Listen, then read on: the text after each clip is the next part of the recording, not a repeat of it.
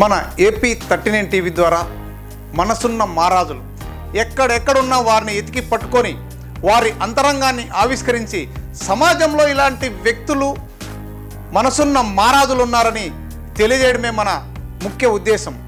ఈరోజు మన మనసున్న మహారాజు దేవా నరేష్.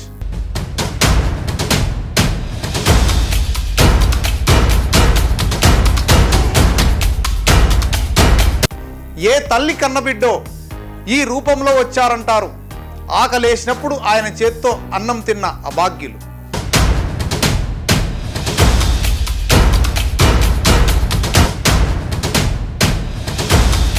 అనంతపురం జిల్లాలోనే కాదు, కడప, కర్నూలు, చిత్తూరు జిల్లాలతో పాటు తెలంగాణలో కూడా ఈయన సేవలు కొనసాగాయి.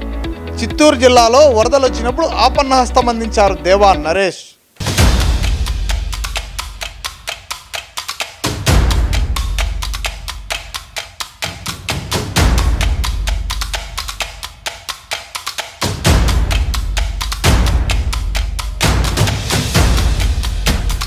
దేవుడు ఉన్నాడో లేదో తెలియదు మాకు.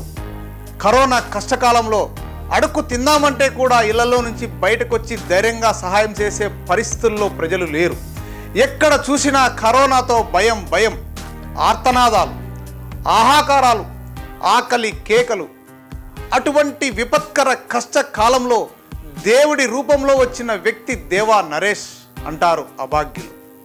అభాగ్యులకేనా? కాదు, పోలీసులకు, పారిశుద్ధ్య కార్మికులకు, వలస కార్మికులకు, మరెందరికో ఆకలి తీర్చిన మహానుభావుడు. మాయమైపోతున్నాడమ్మా మనిషన్నవాడు అనే పాట వినే ఉంటాం. ఇలాంటి మానవత్వం ఉన్న మనుషులు అతి కొద్దిమందే ఉంటారు. 10 రూపాయలు ఖర్చు చేయాలంటే 10 సార్లు ఆలోచించే వ్యక్తులున్న ఈ సమాజంలో లక్షలకు లక్షలు పేదల కోసం ఖర్చు చేసి తానేమీ ఆశించకుండా సమాజం కోసం తాను సైతమంటూ పాటుపడే దేవా నరేష్ అంతరంగాన్ని మన ఏపీ 39 టీవీ ద్వారా త్వరలోనే ఆవిష్కరిద్దాం.